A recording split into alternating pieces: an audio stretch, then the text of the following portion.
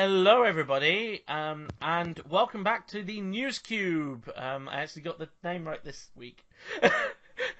I'm Wolfie, your host, and today I am joined by Sean. Say hello. Hi, how you doing? So, Sean is a social media person. The one tweeting. A social media junkie. Who has been posting a lot on Twitter these days. Oh yeah, So much especially Twitter. Thursday. Yeah. I gotta tell you, I was actually, so Thursday, yesterday I was at the hair salon doing my hair and tweeting the entire time, and it took 3 hours to do my hair, and so that is how much news and just press releases and just trailers and all kinds of stuff was just going on that I just kept going and going. Yeah. And going. That's why I posted that little cat meme, just smashing his paws on the laptop, because I just felt like it was never ending. And to do that on my cell phone was pretty impressive, I thought. Yeah. I saw that and it was just like, that is adorable. Well, yeah. It's a pleasure to have you on, and we have got a bundle of stuff to talk about. Yes. So let's get going.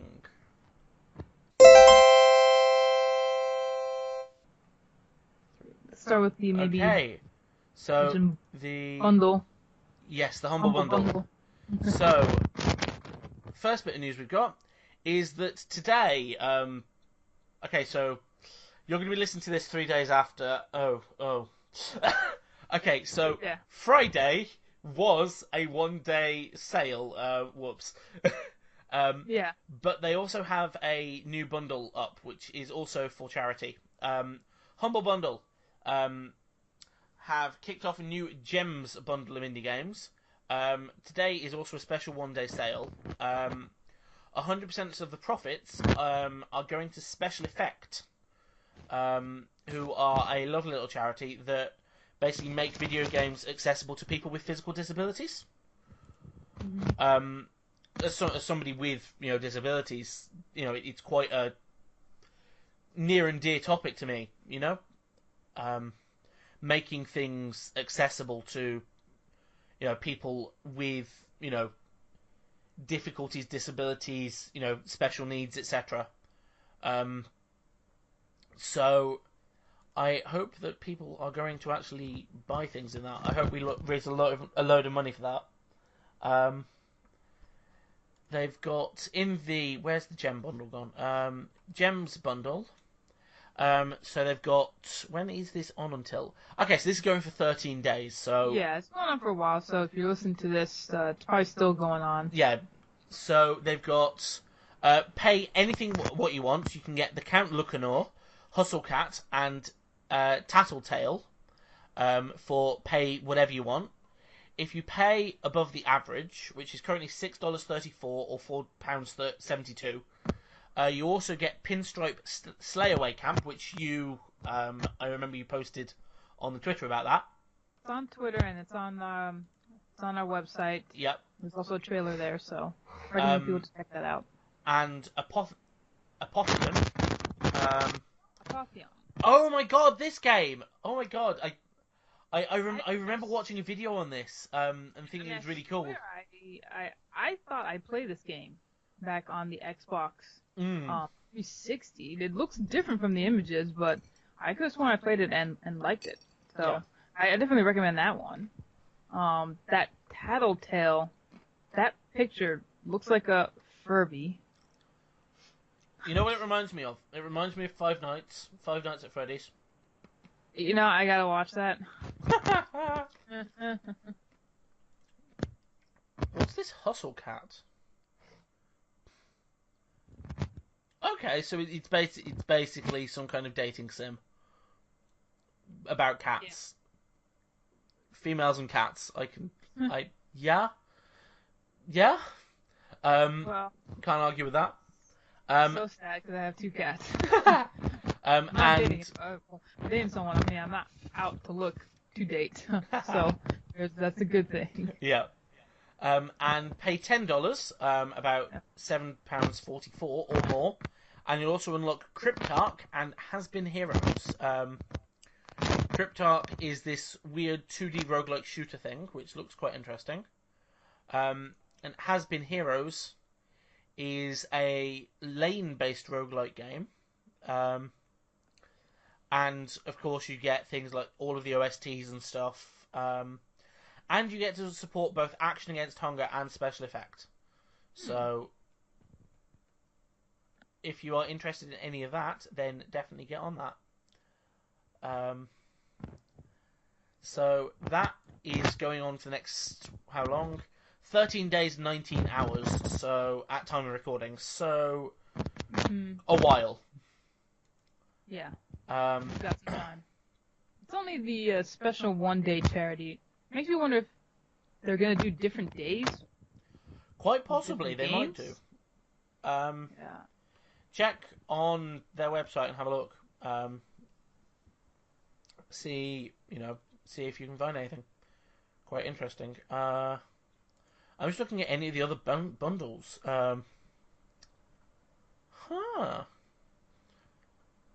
That's quite an interesting way of doing things. They've got a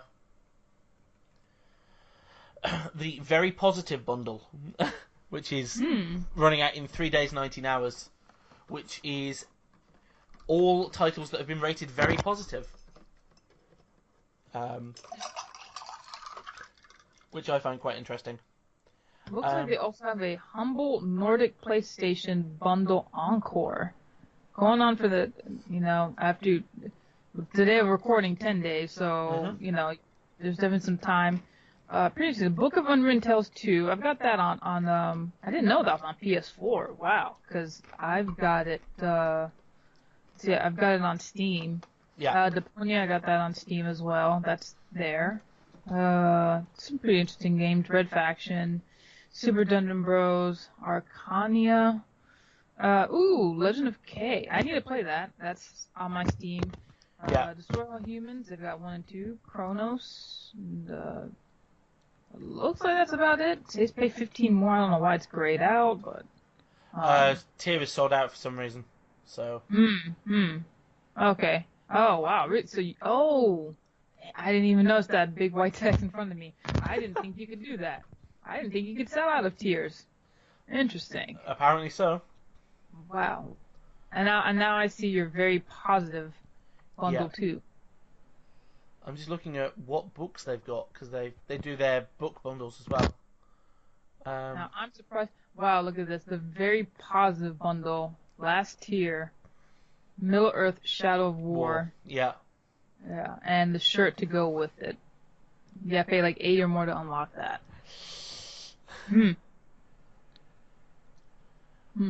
Okay, that's quite interesting. They have a book bundle, all on hacking. Huh. So things like the Car Hacker's Handbook, the Book of PF, Android Security Internals, penetration testing. I know some people who would definitely be interested in that, but yeah. looks at the Hacking Society at University of Sheffield.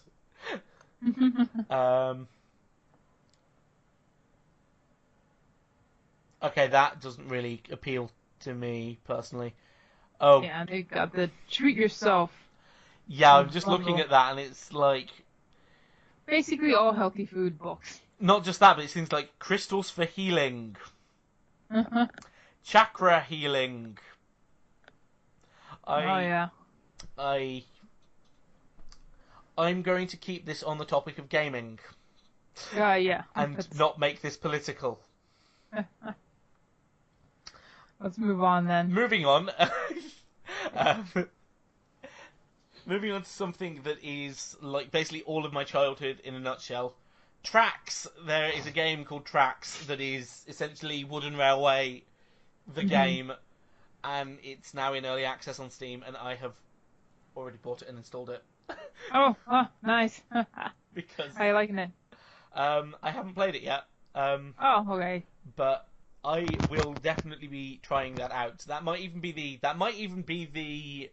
whatchamacallit, the look at this while we talk Yeah, and which might be just nice. note also, I think after October 5th, it will go from, well, it's right now $9. After October 5th, it'll go to $10. Get on that if you want your If you want your dollar. 10% discount. Yeah. But yeah, that's definitely something that I am very interested in. It's like I can't really work out what more to say apart from it's little model wooden railways. The game, Right. Yeah. basically. It's probably the same feeling people get with, like, I think it's like kind of like Legos. Yeah. Like they built like a simulator, and you could build like this Lego, whatever you wanted in this program, and it was completely free. Yep. So I imagine this would be the similar Yeah. effect. Did you mean Minecraft? No. No. Well, both, I guess, but Yeah. no, literally, there was a because I watched like an art thing about it, and there was this program that I guess Legoland put out, and literally you could just build whatever you wanted in this program that they made free.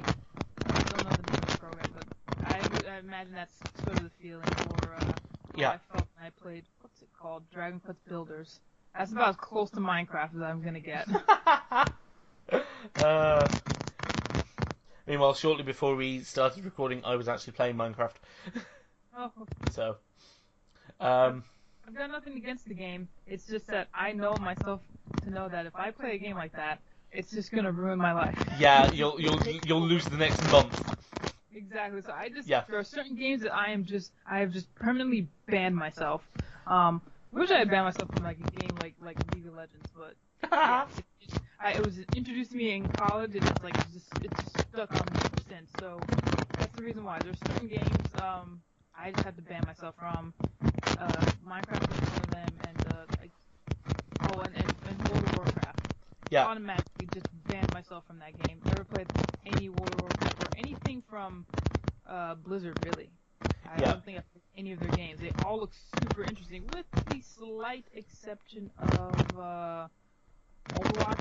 Because you got like this skin from Lucio, and he's like, just play for me. It doesn't matter if you win or lose. I just need you to play enough games. Like, okay, sure. And that's about as much as I've played any Blizzard game. But yeah, they look so addicting that it just looks like it'll just take over my life. So Yeah. I'm not against Minecraft. I just know what it'll do to me, and I'm just shocked because it just keeps coming back. It's like now it's going to be released for like Xbox One X, like they're, I don't know, limited edition or something like that. Yeah. I mean, I am Wolfie, and I am a Minecraftaholic. Run for your life before it eats you. Yeah. So the Nintendo's Creators Program has banned YouTube live streaming. I'm not surprised though. It's Nintendo. True. Yeah.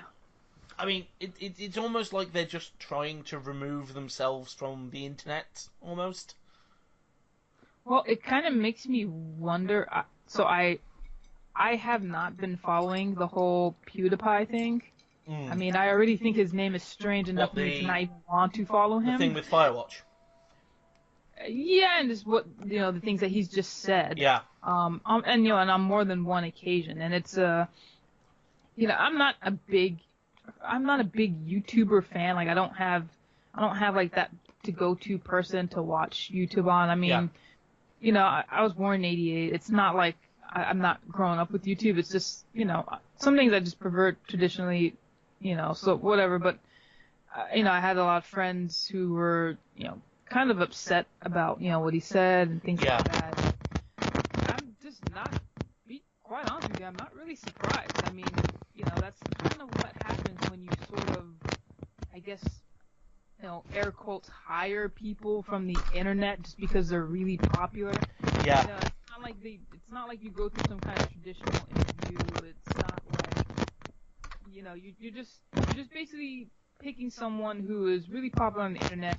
It's probably, cheaper or affordable to, I guess, have them always promote your products. Mm-hmm. And, when you don't check out somebody's, I guess, resume or qualifications or whatever their background. Yeah. That's, things like this are going to happen. And it's actually not even the first time so another Nintendo thing that I saw happen, my boyfriend was watching just this YouTube streamer. He wasn't a very popular streamer, but he did, had a good amount of people, like a really good amount, maybe in the hundreds or something like that, or whatever. Like probably low hundreds or whatever. And was quite surprised, and I think the guy was playing maybe ARMS, and was surprised that the guy was just like dropping N-bombs. Now, and it's not an excuse, but one, the guy was black, and two, he was using it in a non-negative way. Yeah, non-derogatory way, yeah. Right, but was still like, my boyfriend was just like, wow, I can't believe he's just sort of saying it, and, like, not, on a game that was, I mean, it wouldn't matter what game, but on a thing where I think he said that YouTuber tends to get free stuff from Nintendo. Yeah. So it was just kind of like, Mm-hmm. I'm just not surprised that this is gonna, I think it's gonna happen more often. Yeah. It's a possibility. I mean, I'm already starting to see some games where like certain content is blocked, or I think actually Atlas did it with their Persona 5. Yeah. Some people still were kind of streaming it, but for the most part, you really couldn't stream that game. So I mean, I don't know. I'm just not really surprised. Nintendo are very family-oriented, yeah. So yeah, I'm not surprised that they're, Yeah. I don't know what the real reason is for them to actually take down, but if it has anything to do with the PewDiePie thing, I'm not surprised. Yeah. I mean, it just sort of like, in my mind, I just think, like, there wasn't even, so, in, like, the original Pokemon, with Jinx, and there was, like, an incredibly small minority that said something about... Oh, I know what you're talking about. Yeah. Her being blackface. And Yeah. then they changed her. And it was such a small minority. Like, it was like 5 people or something stupid like that. And they changed it. So it's not surprising they are, doing things if it is to do with a racial thing. Because I don't think it's a small minority though that was against. I'm not saying that. Yeah. But I feel like there were more people who were yelling about the Nintendo. Sorry, not the Nintendo thing. Like the PewDiePie N-word thing. Yeah. Than were yelling about that, if that makes sense. Right. So what I'm saying is, if they're going to do something about something like the Jinx thing, it doesn't surprise me that with more people yelling about it, they're doing something about, or it wouldn't surprise me, if that makes sense. Right, yeah. So, words are hard. Yeah. Be careful what words you use. It's been a long day. Yeah. That is not an excuse. No, it's definitely not. But I mean, we'll see what. So I guess the one question I do have: you can't live stream. Okay, fine. Can you record? Well, since forever they've been taking down videos of their content. Generally. Wow. That's brutal. Especially like long live play, like Let's Plays and stuff. The only real Nintendo content that I've seen on YouTube was a group of Super Mario Galaxy players that I've managed to find, because I absolutely adore Super Mario Galaxy 1 and 2, and they mod their games. They mod Super Mario Galaxy 1 and 2 to make the levels harder. And, like, they do things that I can't even comprehend. Yeah. And I'm like, how do you make all of these jumps and things? It's just, I have played both of those games to absolute death, and I couldn't do what they do. But that's the only Nintendo content I've been able to find properly that stayed around, is stuff that's modded. 'cause it's not technically Nintendo's anymore. Right. Even though it's using their proprietary software and stuff. Yeah. But Probably, yeah. Is that the same thing with, what is it, their Mario editor or something like that they have, where you can make, like, your own levels? Maybe that's But yeah. Also, speaking of Nintendo, they are closing the Wii Shop channel. that, too. You know, they're pretty quick to close things on their console. Yeah. Like, they're super quick to just move on to the next one. I mean, I just talked about it with my husband, but I don't even know when they're gonna actually officially shut down the store for the PS3 or stop supporting the PS3. I think it's gonna be a while because it took forever for them to like get off on the PS2. Yeah. I predict another 5 more years of PS3 or more. Yeah. I mean, I'm not 100% sure on like the cycles of the PlayStation. I have never actually owned a PlayStation. They're pretty long. I mean, I really remembered even still like, and it took me a very long time to move on to the PS3. I still remember them just there's still games here or there coming out. I mean, obviously it wasn't really being supported because there was no online feature with the PS2. With the exception, I think, if you got that Final Fantasy Online game. But yeah, it took them a while for them to be like, hey, we're going to stop, like, putting any games out for the PS2. And I'm like, whoa, took you long enough. Like, so it was just one of those things where, like, yeah, their cycles tend to go for a really long time before they're like, okay, we're going to stop supporting it. Yeah. And then you've got... Then you got Microsoft, who, at least in my experience, have been, hey, we released a new thing, update now. So, but yeah, so you'll no longer be able to add Wii points to the Wii Shop channel from Monday, March 26th, 2018 at 4 p.m. Eastern. Then you can't purchase WiiWare, Virtual Console games, and Wii channels, including free software, from Thursday, January 31st, 2019 at 1 p.m. Eastern. Full closure of the channel and disabling of re-download functions will take effect sometime in 19. The specific time will be announced at a later date. So, it's a while yet, but it's happening.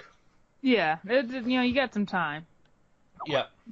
And also, I don't know why we mentioned Xbox. I sent you a link. Me a thing. Yes. So, the original Xbox controller is being revived. Yes! I loved the original Xbox controller. Xbox. Yeah, I never got the original Xbox, but it's how I really got into gaming. Really? Yeah. I had really weird titles on it though, because my parents didn't want me to have so almost like they didn't want me to have mainstream games, as it were. Like, it's probably why I'm such an indie person right now. It's things like, so I think the most well-known game I had on there was probably Jet Set Radio Future. Which, by the way, I absolutely adore that game. I don't get me started because I'll gush for about an hour.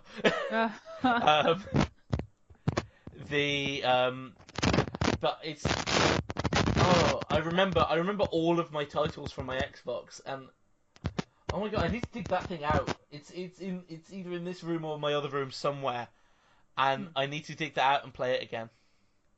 I'm getting really nostalgic now. Yeah. There's a lot of nostalgic things, like, just slowly coming out. Like, I thought it was gonna be, what did it first start off with? I think the mini, like, Nintendo, the NES mini. The mini NES, yeah. And then I thought that was gonna be the end of it, but now it's like sort of just caught on fire. We're now getting. There was that miniature Commodore 64 you sent me. Yes, we're gonna get the mini C64. Which is just adorable.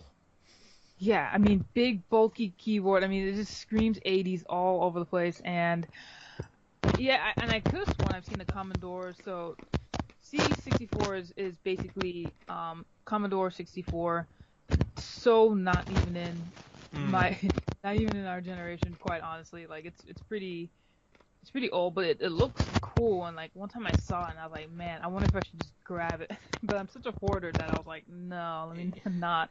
Yeah. I don't even know how to play this thing, but Yeah. I think it's cool that they're kind of bringing it back. And ooh, there's kind of a list of games. Clicking a little image, it's got some games on here like Avenger, Battle Oh. Valley, yeah, Fire Oh my God, Lord, Chips Challenge. Chips Challenge, Bounder. Let's see, Impossible Mission 2. I'm not sure if it's supposed to be Mission Impossible, but it's like Impossible is really big and like first, so I'm like Impossible Mission 2. Yeah, it's weird, right? Yeah. Let's see, Monty on the Run. These games just sound so weird. Yeah. Oh man, yeah. This is gonna I be think it's interesting. Oh, they've got creatures. They've got creatures. Oh, that's awesome. Yeah, and it looks like from judging the image, it's like the regular keyboard, but of course on the side you've got the USB plug-in. Yeah. And looks like it takes a single HDMI cable. Yep. So, yeah, I mean I don't know how much it's going for. I don't think they've dropped the price. $70 64 mini C64. Well, yes. Will come with a single joystick controller, but you can connect a second one using one of the console's 2 USB ports, or you can plug in a 4-QWERTY keyboard. Wait a minute. So like the original Commodore 64, the C64 Mini is also a fully working computer and still runs BASIC, allowing you to write and save your own programs and games without the need for a disc or cassette drive. Okay, because I was like, it's like plug in a keyboard. I'm like, I have to plug in the keyboard to my keyboard. Basically. Stupid. Can I just use that instead? Oh wow, I think that's cool. I think $70 is. I think that's reasonable. Okay for a bunch of retro games. Oh, yeah. You know, that you probably are gonna have a really hard time fighting. This Atari box, I don't know. I mean, the images of it look sick. I think it looks awesome. It's gonna be I think Linux based. Yeah. Or at least have that option of running Linux based. I've seen that somewhere on here as well. Yeah, it'll run Linux and have an AMD processor with Radeon graphics. I mean, that's pretty good, right? Mm-hmm. Huh. And they're ready to see, like, this one article is kind of talking about how, like, it's, I guess, sort of like a high-end Steam machine, which, yeah. I kind of have something like that. I bought one of the first Alienware alphas.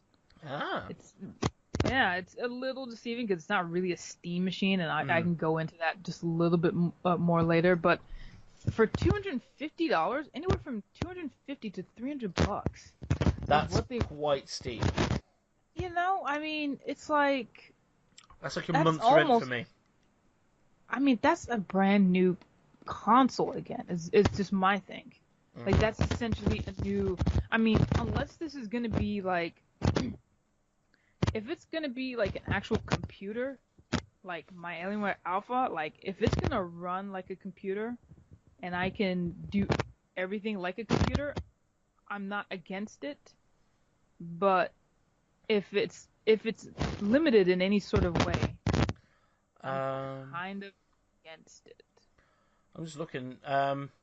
While you won't be able to use Steam, most of the big indie titles are on the console libraries. So you can't even use Steam? Yeah. See, already it's just a no for me. So let me tell you then about the Alienware Alpha. If you don't know about it, it's about the size of a... Oh, goodness. It's only maybe 6 inches wide and depth, maybe about another 6. It really is like a small box. Yeah. Almost imagine like the Wii, like the first Wii.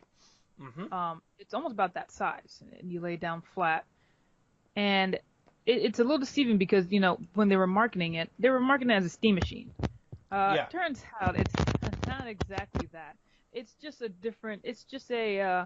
a sort of like an interface that loads up. Kind of like when you're just logging onto a computer normally, there's an interface that loads up, and you basically can log into Steam, which is essentially full picture mode. Okay. That's all it is. It's really just full picture mode, and there's just a little weird, version of it when you log into it. But what you can do is you can also go into just regular PC mode and just use it like a regular PC. Oh, that's cool. Yeah, it works completely like a regular PC. You can take it apart. You can add. I got the i3 Alienware Alpha, and so my intentions are one day I also have a home built computer. So the day that I decide to maybe put an i7 in it, I'm just gonna take my i5 that's in my computer now and just put in that Alienware Alpha, because you can upgrade the CPU. You can't upgrade the graphics. That's a no. For the games that I play, it's not really that necessary. And I think you could also upgrade the RAM, is what I want to say too, on the Alienware Alpha. And it only costs us, basically what's the Atari box is going for. It costs us I think it cost me around $300. Yeah. And it's just like, but it runs like a regular PC, and it came with a wireless Xbox controller. That's cool. Yeah, So. I mean, it was worth the money, but I mean, like I said, it runs just like a PC. I don't know, to buy this Atari box. I mean, somebody's commented here and said, so like they've quoted the article. According to Mac, the Atari box will cost between $250 and $300. It will run Linux and have an AMD processor with Radeon graphics, facilitating a more open PC-like experience than standard set-top boxes. And they've commented, Jesus, just go and buy a Pi and do it yourself. Yeah, I'm like, yeah, actually, I can't argue with that. Yeah, and I mean, even this article, they're just mentioning how you can get a refurbished Xbox One for about $180. Yeah. I mean, I just don't see. It's cool. If I had all the money in the world, I wouldn't care, and I'd probably go buy it. But I think it also would just kind of sit there too a little bit for me. Yeah. I don't know. It's cool. It looks sick. It looks really cool. Yeah. I mean, go on our Twitter and you can see an image of it. I have like at least 2 articles up on that, or 2 tweets on it. Sorry, but I just don't know about that price. Yeah, it's quite steep. Like I say, it's like more than a month's rent for me. So yeah, don't think that's really viable. So why don't we move on to PUBG? Oh yes, PlayerUnknown's Battlegrounds. So following the whole drama from last week about PUBG wanting to sue, what are they called? With the Battle Royale, I forget what they're called. Hold on. I'm professional. Fortnite. So with PUBG wanting to sue them and then not wanting to sue them and then going back on that, and then it was it's been a very confusing week with this story. Bluehole has formed PUBG Corp, which will handle further development of PUBG. So Chang Han Kim, who led PUBG development as its executive producer, will lead PUBG Corp as its CEO. There you go. Bluehole is indicating that PUBG development won't slow down.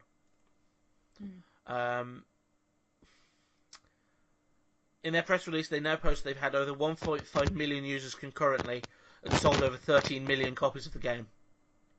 Oh wow! That game's been really popular. It really has. I'll be interested to see where this goes, because they're planning to expand into esports and stuff. Wow. Yeah, that is interesting to see where they go. Which I don't blame them for. Oh, yeah, no. Totally don't. So yeah, But yeah, like I said last week, I don't think that PUBG, if they went ahead with suing Fortnite, really have a leg to stand on, because you can't whatchamacallit, you can't copyright a mechanic. Yeah, that's the part that I don't get either. Yeah. Like, before even Fortnite, so Fortnite became, as in the game Fortnite rather than the Battle Royale mode, came before PUBG. But before PUBG as Battle Royale came Age of Empires 2, which essentially has a Battle Royale mode. And before that came, just off the top of my head, Magic and Mayhem, which is essentially a Battle Royale tactical strategy in its multiplayer. So you can't say that your game is unique. I mean, you can say your game is unique, but you can't say that you're copying a mechanic, because that's impossible. Yeah, I mean, pretty much every game almost has copied What is mechanic. What is it that Pablo Picasso once said? Good artists, yeah. I think good artists. Good artists. It's fuck. I know the ending of it. You know. Yeah, well, the ending is great artists steal.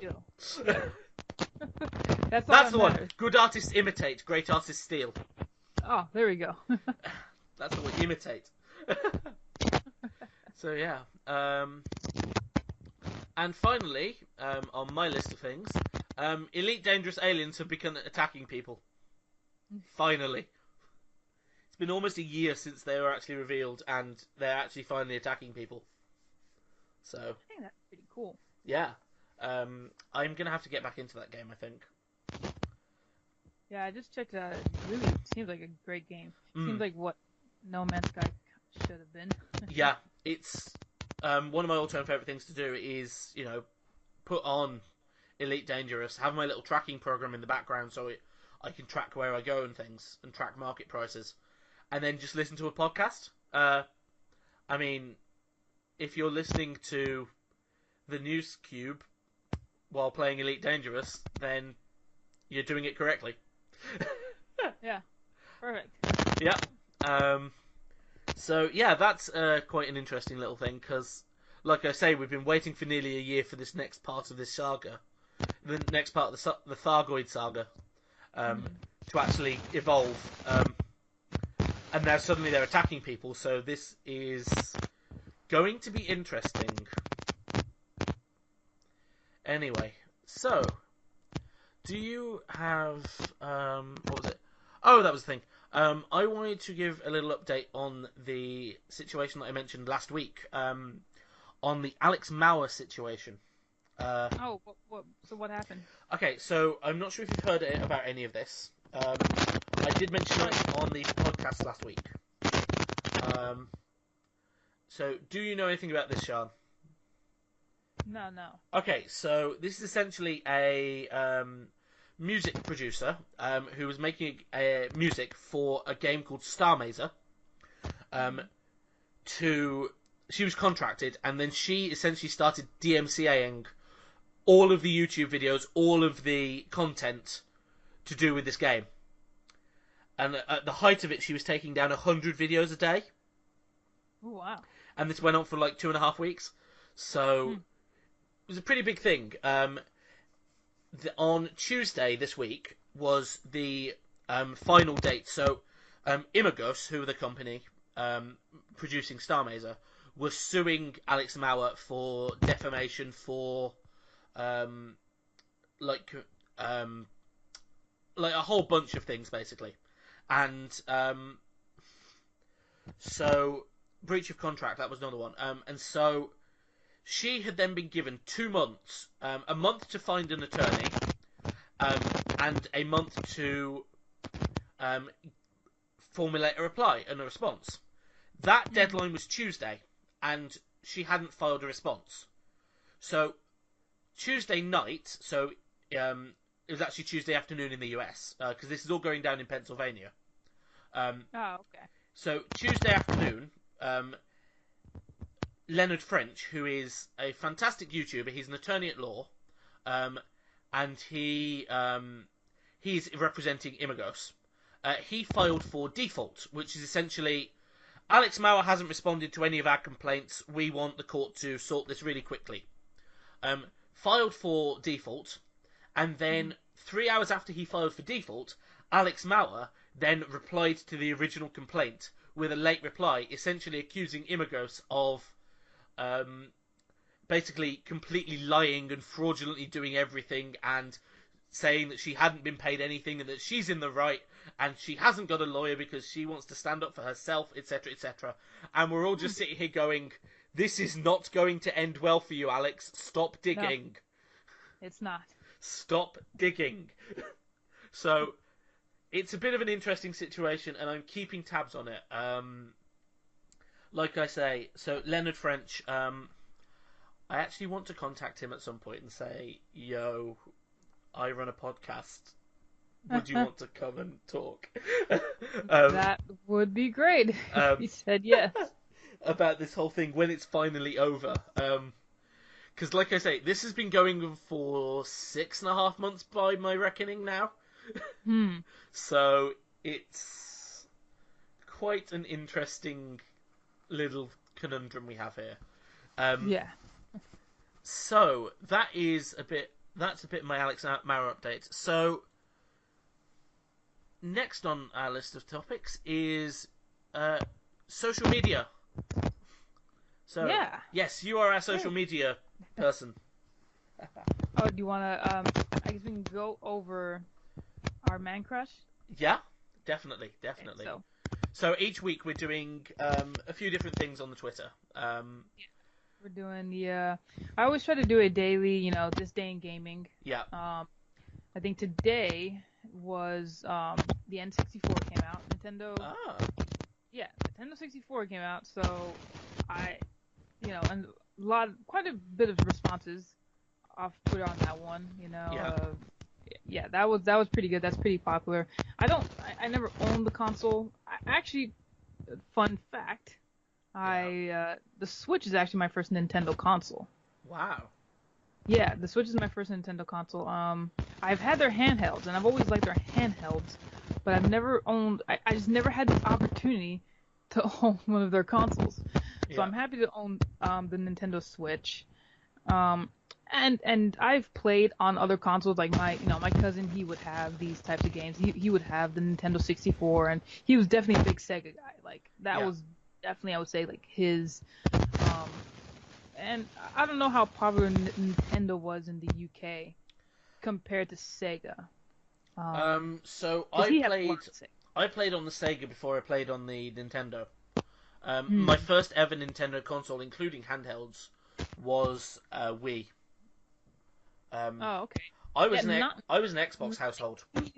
Oh, I see. Not including handhelds. I've played on things like the Game Boy. Yeah. My cousin had one, and I played a few games on there. As far as me personally owning one, it was the DS Lite. Yeah. I think because I got a Wii, and then shortly thereafter I got a DS Lite. And then, oh my god, I've just remembered what. Oh my god, that's a funny story from my childhood.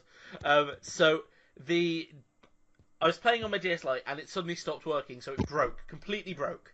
And so we went to Argos, which is like department. I recognize. Yeah. For those who don't know, it's a department store in the UK. So we went to Argos, which is where we bought the thing, because I'd only bought it about a year ago, and it was the last day of the warranty. So it was like, hey, can you exchange this because it's the last day of the warranty and it just broke.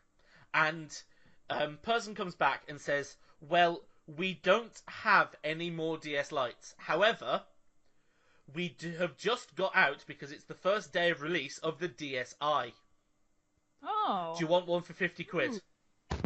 Ooh. So I got a DSi for 50 quid. Okay. That's pretty good. Yeah. That's nice. So it was like, oh, wow. Wow. Sort of fortunate, Yeah. I remember the Nintendo 64, like, in passing. I mean, I saw a lot of people play on it. I never liked the controller. I actually thought it was really stupid. It looks like it would feel weird. So, yeah, I mean, and it's weird because people like my boyfriend loved it, but I was like, how do you even hold this thing? Do you hold it in the middle? Do you hold it on the side? What's this thing coming down in the middle? I don't understand. But I just, like, it wasn't my console generation, that's for sure. And even when I try to go back, I picked up one that someone was like throwing out, whatever, and I grabbed that with I think didn't GoldenEye come out on Nintendo 64? I think so, yeah. Yeah, GoldenEye, and that was such a fun game. If there's one if there's one game that I remember for Nintendo 64, it's GoldenEye. Yeah. Yeah, it's definitely, let me see, I just gotta fact check that real quick. Always gotta fact check. Yeah, GoldenEye 007, that was a fun game. I remember playing that with my cousin in England, and we would just have a blast. I mean, I would just laugh out loud, just practically just screaming. We would just throw bombs on the wall and, hope that we, get blown up and everything. Yeah. That's definitely the one game I remember. If there's a GameSpot give it a 9.8, and it deserves it. It deserves 10 out of 10. Yeah. I just remember it being a blast. That's the only game I remember. But beyond that, I'm an RPG person, so yeah. And I think I've looked it up officially, and officially it looks like they've only had 2 or 3 RPGs. It really was more a platformer action game console. So I don't even think I would have liked it that much as a kid. I grew up to be a Sony person. My parents got me the PlayStation 1, and funny story about that is they got me the one in the US. Mm-hmm. And so, of course, when I go visit my family in England, I brought it to show my cousin. I brought like this huge like adapter, thinking that I could plug it into this adapter to plug it into the wall and plug it into the TV. I didn't know anything about PAL TV or just wattages or anything like that. So I completely blew up my PlayStation 1. Yeah, I don't even remember how long I had it for, but I was like, darn. And then it took years later. That's when I convinced my dad later on down the road to give me a PS2, because I was like, look, I can play my old PS1 games that I totally couldn't play anymore. Yeah. And I can play the new games, and it's a DVD player. So yeah, I pretty much grew up PlayStation. That was the first console that I owned personally, and that was wasn't playing at my friend's house or my cousin's house, but Nintendo 64. Yeah, all I remember is GoldenEye. I think that's the only game worth remembering is GoldenEye. Yeah. Although I've seen GoldenEye top the what's the list? It's like worst like amazing games with that one crappily designed level, and it's the one where you've got to escort the scientist without getting her killed. See, I don't even remember playing the campaigns. We would just play multiplayer together all the time. I didn't even play the campaigns. Fair. If there was I wouldn't even know that thing had a campaign. We just played together, and it was a blast playing that. So yeah, for social media, that's one thing we're trying to do is this day in gaming, and I post that every day. Also trying to do so. Then starting on Mondays, trying to do our Man Crush Mondays. Woo! I decided to do Tidus from Final Fantasy X, because I'm a huge Final Fantasy X fan. I love Final Fantasy X, so I put him up. I've never actually played a Final Fantasy game. Any.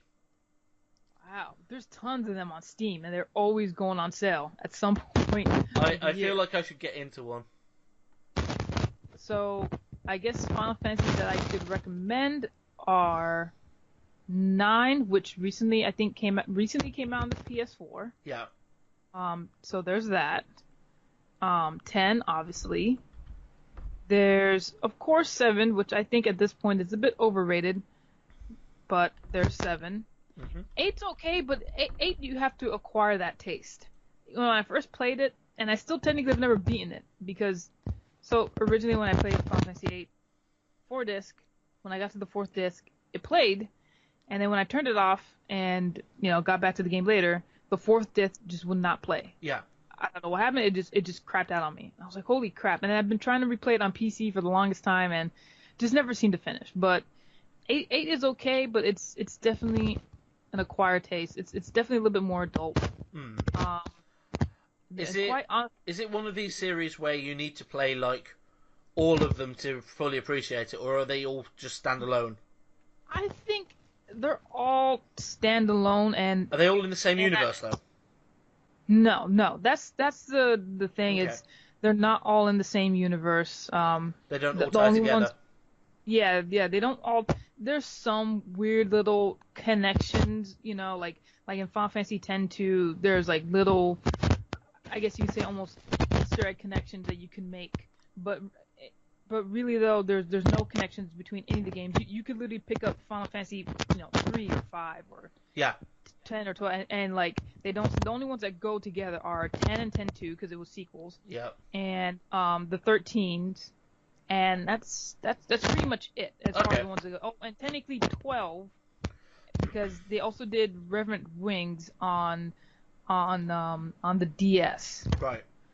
So those are the only ones that really, have any kind of connection. Yeah. So I'm one of these people who, like, if there was like 13 games in a series, I would want to go and play them if they connected together. Yeah, it's like, that's a good thing. It's both a good thing and a bad thing, because if each game is 30 hours long, yeah, it's gonna take you forever. Yeah, it's like, and I did. It's like recently... I always watch like TV series. Like I'm currently working my way through all of the Law and Orders, and I'm on like season 7, and it's been like a month. Oh my god. Good luck. Yeah. I never watched it, but it's a lot of watching too. And I recently, there's one thing that I guess you could say you could appreciate from is I went back and I played Final Fantasy V, and man, the only thing that game probably has to offer is one, the different job classes. If you played, well, I know you haven't played any, but if anyone's listening, if you ever played Final Fantasy 3 on the DS, and how they had this crazy list of jobs, 5 takes it like another step further. It's crazy. Yeah, I mean, they just have so many different jobs. It's pretty cool. And it's pretty open world-ish, which is weird to say for such an old game. Yeah. But it's pretty... there's something to be appreciated about Final Fantasy V, with the exception of the story a little bit. It's a little weak on that one, but it was pretty interesting. So... yeah, that was my, man crush, Tidus. I love that game. I have the collector's edition for the PS3. Yeah. So that was the man crush on Monday. And I've got a new one lined up. Ooh. I got 2 more. Yeah, I got a new one lined up. So wait till Monday. You'll see the new man crush. When's Tom Nook coming? Huh? When's Tom Nook coming? What? Tom Nook from what's it called? From Animal Crossing. Oh my gosh. I submitted that as a joke. Please do not put him. Well, I'm wondering how cartoonish some of these man crushes look. I've picked some 3D, realistic man crushes. Yeah. Disclaimer to everybody: I am not a furry. But I don't know how far I should take it. Screw it. Go all the way. Fuck it. all the way with the man crushes. And so we have. So then we also have Trivia Tuesday. Let me try and go back. Yeah, cause I couldn't actually find... I found the one that says we'll be doing Trivia Tuesday for video games. Winners get mentioned on the podcast. But then I couldn't find the actual trivia post. Yeah, I know I submitted it. Okay, so here it is. The trivia was Suikoden 1. Have you ever played Suikoden games? I haven't. Ah, there it is. It's hiding. I haven't played that. So I decided to, and I'm just picking these games off of random. Yeah. I have no set order in how any of this goes. You can totally recommend a trivia. That doesn't matter. Ooh. Yeah. So the trivia was. I'm trying to go easy with. Maybe they need to be difficult. I don't know. And I'm trying to get people engaged. So yeah. Every Tuesday, stay tuned for. And I think I want to set the time for. Let's see. crap. It's like I always have to count 5 hours ahead. So it's like I set it for I think maybe 1 o'clock in the morning my time, but for the UK it would be like 6 o'clock in the morning. No, the last one was at 10. That's what I remember. I said it at 10 o'clock in the morning, but 10 GMT. I'm thinking maybe that's too late because everyone's at work. So I'm gonna try and set it for maybe 6 or 7 next time for Trivia Tuesday and see if anyone can get involved. Yeah. But basically the trivia was, Suikoden 1 was set in what empire? The empire was called Scarlet Moon Empire. Ooh. Yeah, so, and I don't know how hard or easy. I mean, I only have 140 characters, so it's like I can't make a complex trivia is the only thing. But, yeah, great game. It's digital. You say you've never played any Suikoden games? I haven't. What sort of genre is it?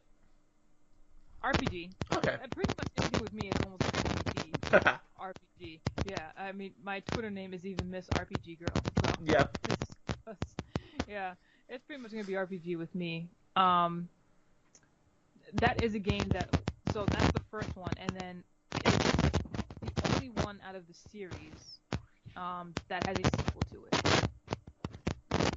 Okay. So, who knows? Maybe I'll do trivia on Suikoden 2, or just something more newer that just recently came out, if I'm even able to. So I already got another Trivia Tuesday for, going on next week. This one is on the game of, I guess the title of it is ICO? I used to say ICO, but then... I've always heard ICO, but... ICO, right? Okay, yeah. So I've got a trivia for ICO. Then we're doing Women Crush Wednesdays. I did Garnet from Final Fantasy IX. Yeah. Of course, have to play a Final Fantasy game, and totally will take recommendations from people because I'm gonna probably just recommend a lot of RPG chicks, but anyone from Q Gamers can go ahead and just put in a name, or I don't know, recommend me a game or something, so I can just put a chick up there and be like, here's our Women Crush Wednesday. So I put in Garnet. I think she was a pretty cool female protagonist. She has an epic, haircut scene. It's pretty awesome. Spoiler alert. So that was our Women Crush. And then, Throwback Thursday. Obviously, every day I'm posting the whole This Day in Gaming thing. So I just throw that tag on there. Pretty much. And that's pretty much it for social media. You'll see the news. You'll see available games of when they come out, or when they're about to come out, things like that. Trailers. I'm starting to put up trailers on our social media, and just linking back to our website. Something like that. I'm sending you a recommendation from a game that nobody will have heard of. If you have heard of Pirates: Legend of Black Cat, yell at me. I have not heard of this. I've found nobody who knows about this game, and I love it. So good. I can't even believe it's on PS2. That's the crazy part. Yeah. It looks like something that should be on PC. It probably was at one point. I played it on Xbox. It was one of my first Xbox games, and just such a good game. Such a good game. But yeah. That will be our Throwback Thursday for sure. No one's gonna know. I have a lot of games that nobody will have heard of. So. I pretty much collect all the games that people more than likely would have heard of. I'm a bit of an RPG collector, with the exception of a game called Fallen Stars, but it's kind of bad, so you don't need to know about that game. I tend to, like I say, I have a lot of games that people won't have heard of, either because they are from places that people wouldn't have heard of, or they're like sort of genres that not many people pay attention to, or they just manage to fly under the radar, or for whatever reason, And so it's like I have these like these little hidden gems that people are like, Alex, recommend me a game, and I'm like, well, here you go. Yeah. This is one of those random things. Oh, I guess we can talk about even like now what we've recently been playing. Oh yes, and then we'll go on to releases. I normally do it the other way around, so. Oh no, do it the other way around. Let's do the releases then. Now. Okay, Let's so released today. Well, today for you, yesterday for me. Is it already? Oh yeah, because it's almost 8. Yeah, Yeah. it's 48 minutes past midnight for me. Luckily, I had coffee and got up at 2 p.m, so I can't complain. I never sleep, and for some reason I'm expected to go to work in the morning. I don't sleep. Right, so Cuphead was released today on Xbox One and PC, which looks like an amazing game, although I don't particularly like shooter platformers. I sort of want to play it. This one gets the award for most unique game. Like, it definitely looks... Definitely most unique graphics. Yeah, definitely. So, it wins that award in my book. Yeah, I agree. FIFA 18 was released for PS4, Xbox One, PC, Switch, Xbox 360, and PS3. So, essentially, everything. Yeah. Gundam Versus for the PS4. Forza Motorsport 7. That's out on the 3rd, according to my list. Well, so, it was out on the 29th. The Ultimate Edition, specifically for the Xbox. Ah, okay. Yeah, so that one is technically out. But yeah, you're right. I think then there's like more coming. It's pretty strange. So, going back to the 29th, there is One Piece Unlimited World Red Deluxe Edition on the Switch. Oh, yes, I have that posted on our social media, yeah. Star Fox 2 for the SNES. And that is a sentence I never thought I would ever say, that something is releasing on the SNES. Yokai Watch 2 Psychic Spectres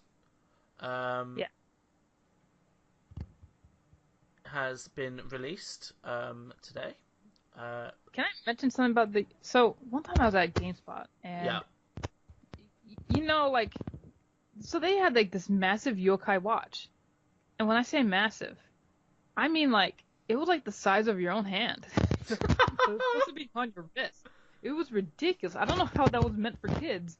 I mean, literally, it was too big. Yeah. Too big. I'm like, whoa.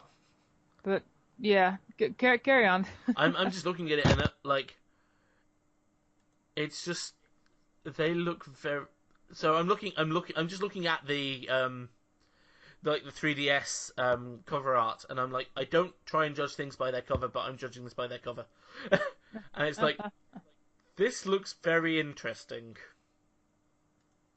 It definitely looks cute, but I know it's meant for kids. Yeah. Okay. Then, so on the 2nd, we have, according to this list I've got here, on the 2nd, there is a game called Divided We Fall on Windows, Mac, and Linux. But I can't find any info about that. Oh, wait, I may have found one. And I know we've also got on the 2nd, The Hunter, Call of the Wild. I feel like that just sort of sprang up another. That's going to be on the PS4. Yeah. Oh, hold on. I'm just looking. Okay, Divided We Fall is a close combat multiplayer game with team-driven strategy at its core, set in various immersive battlefields of the Second World War. So it's basically COD. No. Anything else you've got on the 2nd? No, just the Hunter, Call of the Wild, and that just sort of sprung up What's that? out of nowhere. It's just a hunting game. Fair. It's exactly what it is. It's a hunting game. Fair. Then on the 3rd we have Battle Chasers Night War on Windows, Switch, PS4, and Xbox. Xbox One, that is.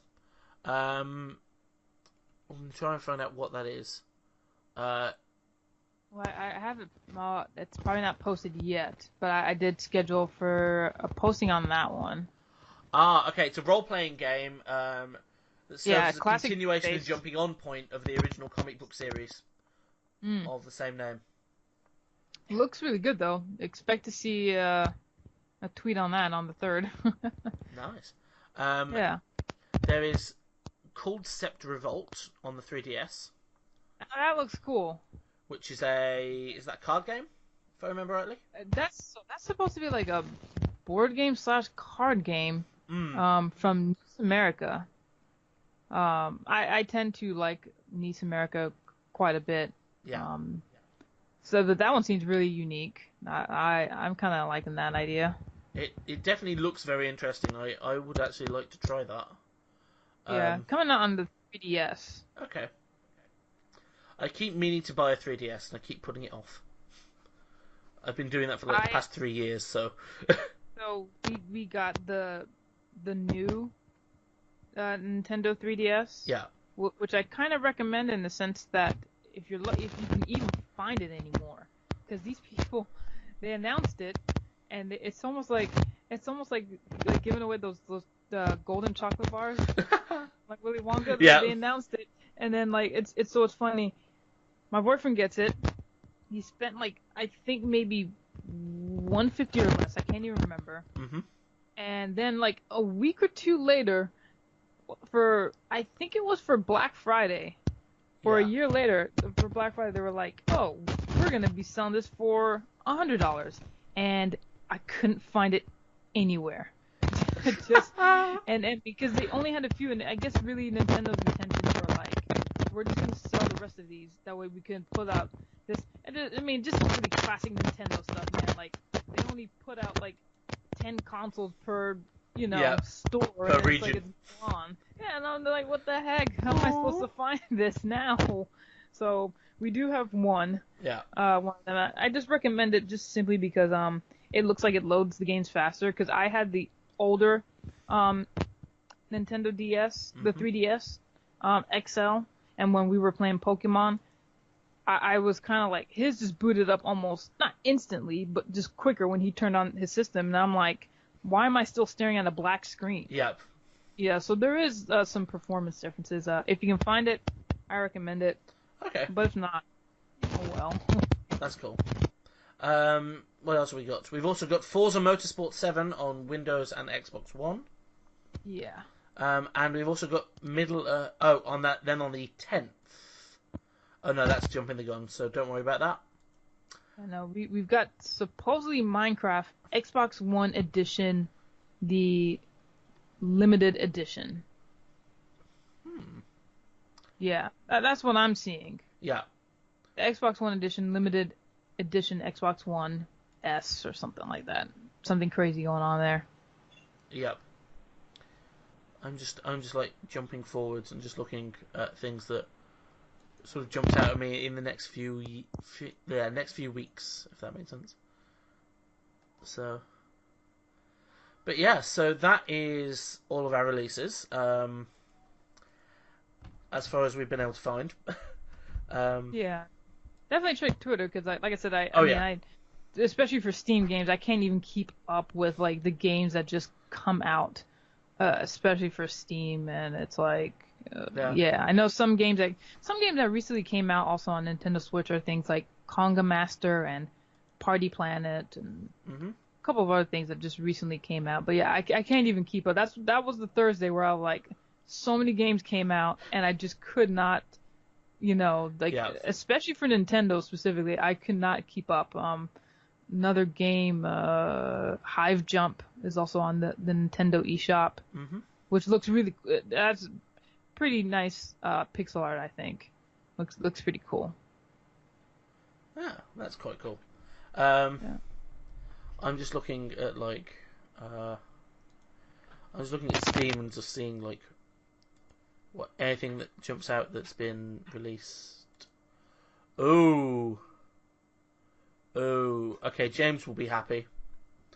There is a new Hex game. Hex? So he's really into like hex cells. which is a game that is like how to word it.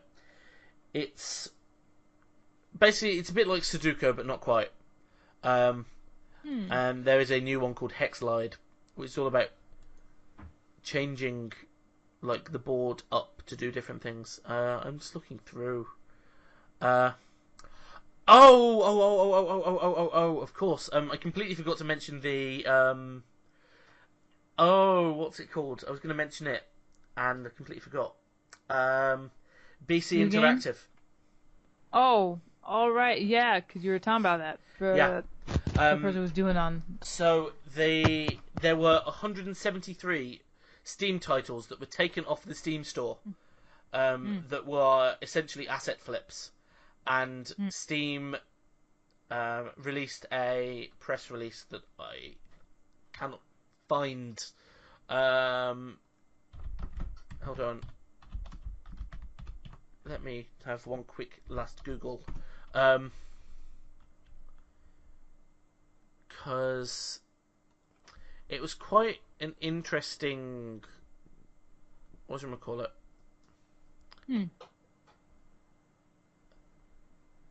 Interesting... Words are difficult.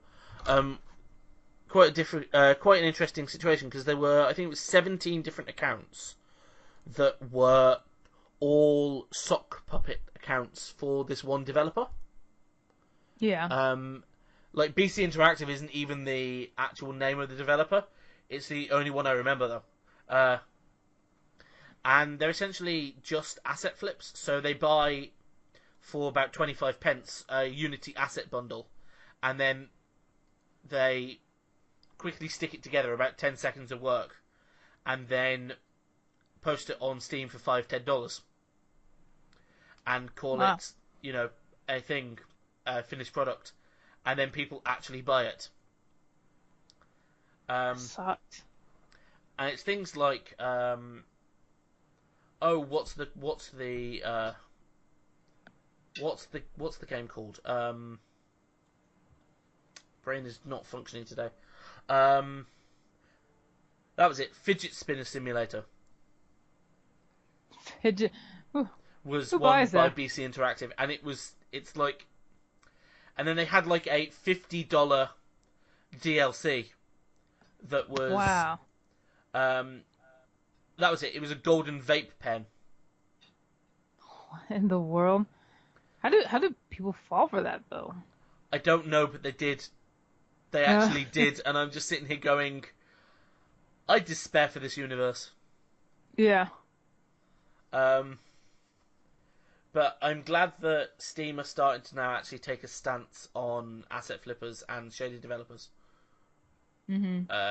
Especially because of the removal of Greenlight and the whole...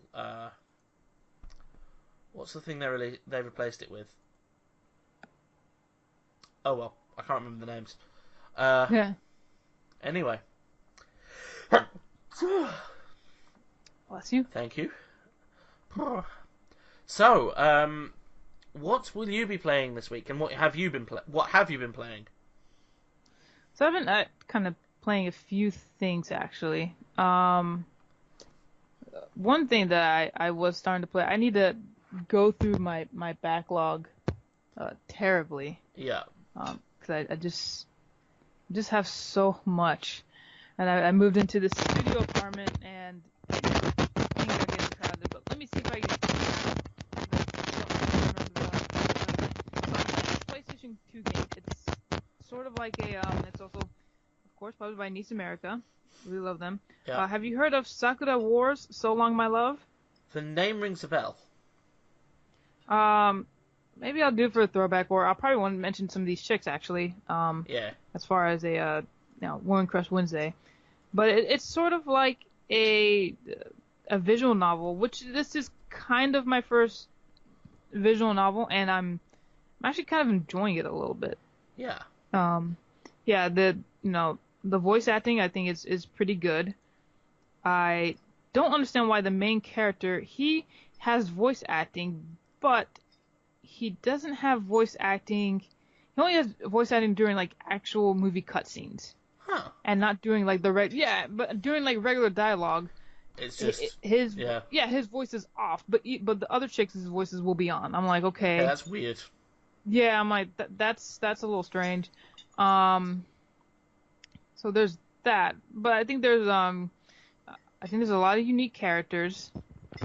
Basically, so far the whole premise is that this guy, he is from Japan, and he's in the Navy or whatever, Japan Navy, and he goes over to the U.S. and he's just part of. It's so bizarre. It doesn't even really make sense. So basically, he goes over to the U.S. and he's part of this organization that like I said, I'm really early into the game. Yeah. So I guess you could say they sort of fight crime, but on the side, they're also a company studio that puts on performances. Okay. It's just like, I'm like, okay, that's strange. But whatever, I'll go along with your crazy story. One of the chicks who's, like I said, he's over there in America, so yeah. One American chick, she's from Texas, and, she doesn't have too much of a Texan accent, but her roommate is a horse, believe it or not. That's her best friend. Yeah, it's pretty, there's some bizarreness there, but I guess what's cool about this visual novel is that it's not just me clicking through a bunch of text, which I feel like most visual novels are kind of like that. Yeah. It's just you clicking a bunch, This one is sort of like, I don't fully know if there's an actual friendship system, but I can tell that you sort of need to give the right answers. Mm-hmm. You usually have like 3 options, and you want to try and give the right answer to get like the best response out of them, and I guess form a relationship. There's an actual battle system. So I did get through one fight, which I think is cool. And since Cube Games is coming back and everything, and I know we want to put videos up, kind of recording this. So maybe once I'm finished with the whole game, I might throw up videos of gameplay of this thing. Yeah, it's not bad. So they live in what I would say is in the 90s in America and New York. Yeah. It sort of feels like, have you ever seen the anime Neon Genesis Evangelion? I think I've seen like a couple of episodes, yeah. So the city looks normal, but like they fight in robots, and yeah. I'm like, what kind of game is this where the main character is considered a samurai, still wears his samurai clothes, but everyone else is in normal clothes in the U.S., and every once in a while you get into these big robots and fight. I'm like, this is so, but it's still a pretty, interesting story, and there's a couple of interactive things that you can do, and yada yada. But that's one of the games I'm playing. Currently, I've also dabbled into a little bit of playing one of the Atelier games, and I believe it's Atelier Sophie, but let me just confirm that. Oh yeah, Atelier Sophie, the Alchemist of the Mysterious Book. Have you ever played Atelier games? I haven't. When Sam G was on last time, we had a long old talk about them, and I keep meaning to get into them, but like I say, I'm one of these people who. So he said they're much more connected because they're all in the same universe. So I'd need to start at the first one. So okay, and so work my way through. Let me fully explain how their universes work. So for each series, it's essentially a trilogy. Right. So, for example, the one that I'm playing now, the Atelier Sophie, Alchemist of the Mysterious Book, that's the first one out of this trilogy. Yeah, that's more recent. The ones that were on the PS3, there was actually 2 trilogies. One of them was, I think it was Atelier. Let's see, it was Atelier Maruru and quite a few things. Yeah, Fierce and stuff like that. I didn't like that one too much. Remembering from my memory. Yeah, that one to me wasn't that great. Let me see. Oh no, it's not Fierce. That's actually one of the newer ones. Ah, okay. I take that back. Let me pull up a. Let me see if I can pull up a wiki. Pull up the wiki, yeah. Yeah, because it's so many games really. It's a lot. One of the more older ones that I was playing that was on the PlayStation 2. Were things like Atelier Iris. So there's Atelier Iris, Iris 2, and I just actually recently bought the third one. So I'm gonna go through that series. So let's see. Let's pull up the series and then let's see. So let's say you pick up the ones for PlayStation 2. Yeah. There's two different series. One of them is a trilogy and the other one is just a sequel. So you've got Atelier Iris Eternal Mana, Atelier Iris 2, The Azoth of Destiny, and Atelier Iris 3, Grand Phantasm. So that's just one set out of the trilogy. Right. Then you've got the Manakima 1 and 2. Then for PlayStation 3, there were two different trilogies. One was for The Alchemist of Ireland. So that was Atelier Rorona, Totori, Maruru. Mm-hmm. And those were part of the Ireland series. And then you've got The Alchemist of the Dusk. So that was Aisha, Escanlaji, and Shally. I've actually finished all 6 of those from the PS3. And now the newer ones are it's Sophie, Fierce, and early next year, they're predicting, I guess, like January, February, it'll be Atelier Lied and Swell, something like that. I don't know how you say that name, Suelle. So it's pretty good series. Yeah. I think the one that you're going to be able to find, I wouldn't say the easiest, but the ones that I know came out into the U.S. Yeah, it starts with Iris, the ones that came out into the U.S. But they're completely, each trilogy set are completely separate from each other. It's not like you have to start with Iris. I'm looking at the Wikipedia page, and that makes more sense now.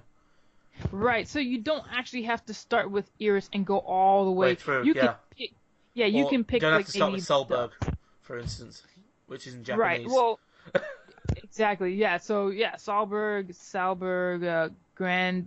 Gramnad, yeah. Yeah, those pretty much were all Japanese releases. So if I were going to recommend, my Japanese isn't that good. See, I don't know Japanese at all, so I'm totally screwed. If I was gonna recommend Atelier for a first timer, I would recommend Iris, and then I would recommend the Dusk, and then the Sophies. Okay. I don't like the Ireland ones. The voice acting, I'm sorry, and I'm not picky on voice acting. Let me tell you, because I feel like I've met some people who are just very particular about their voice acting and their translations and yada yada. No, in the Ireland series, they seem very awkward. Right. I mean, yeah, and one thing that you might notice in starting from Ireland all the way up till probably now with this series is that it's extremely talkative. I mean, even more than a visual novel. They're just so text heavy to the point where I know on some of those games I just had to start skipping the text. I couldn't because it's so unrelated to the story. Yeah. So to also give you an insight of what Atelier is all about, it almost reminds me of Harvest Moon, if you've ever played those. Yeah. Yeah, it's very much like almost every series starts the same way. You're this chick whose grandmother used to do alchemy, and you're trying to learn too, and you've got a couple years to learn alchemy for whatever reason the game gives you. And for plot. That's it. Pretty much your plot is always handed to you. There's stuff that you'll figure out like along the way, and stuff. There'll be like side stories for each maybe character, or it goes a little bit more in depth. But for the most part, it's kind of given to you all up front, and then you kind of don't figure things out to maybe like mid to like late game. Like you're like, oh, like this is interesting. That's pretty cool. And despite the fact, and this is the weird part about the trilogies, despite the fact that these are trilogies, they are also kind of still standalone games, which is weird. Okay. So they kind of exist in the same universe, but they all take place in different, like, I guess you'd say different worlds or cities, really more like it. Okay. And somehow, what they've been doing for the last couple of ones, when they hit the third one, there'll be sort of like a cameo appearances from the previous characters, but it's just like, I don't even know why when you've met none of the other ones from the first couple ones, and you didn't go to any of those other cities. Yeah. So it's just I'm not saying I dislike the series. It's fun crafting. Like, if you love to craft, that is the game to play. Okay. It's just I might pick up Atelier Sophie and try it out. You know.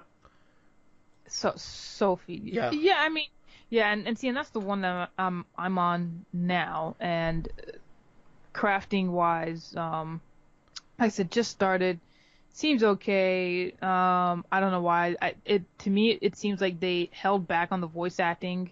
There isn't as much as it for whatever bizarre reason. I don't know why. To the point where I almost thought like my game was like glitching out, and then I had to go on GameFAQs and be like, "Where's the voice acting?" Yeah. And they're like, "No, it's fine." I'm like, "Oh." That's weird. And then it was super awkward because for the longest time I was just reading text, and then she did a thing where like the character was talking to herself, and that's when they turned on the voice acting. I'm like, yeah, and I'm like, that's so why? Why even question marks? Lots of question marks. Yeah, I kind of just didn't get it. So I mean, I like the series so far. I'm saying the best one is Atelier Iris. Okay. I haven't played because the I second. I don't have a PS. I don't have any PlayStation, so it's like. Oh. It's like the most accessible one is the Atelier Sophie. The Sophie ones, yeah. Yeah, no handhelds, I assume, right? I have a what do you call it? I have a DS somewhere. Yeah. TM, like I had no idea where it is. Yeah, no, they pretty much only came out for the Yeah. They came out for the Vita. I've been thinking about getting a Vita just because it's going to be dirt cheap. Yeah, get it if it's dirt cheap. I personally like the Vita TV. Problem with that is they claimed that they were going to support everything, all the games on the Vita TV. They totally did not. Yeah. So I'm genuinely going to check on Amazon, see how much a Vita is. For me, just because I can. Yeah, it's. That's. Vita's okay. Wrong thing. I need to be on the UK site. Sony PS Vita new Slim 2014 version for 90 quid. Jeez, it's still expensive. Yeah. I might see what it's like on eBay. Like, I'm still seeing it for $160, anywhere from $160 to $200. That's too much for something that they essentially almost don't even. It's a dead console, really.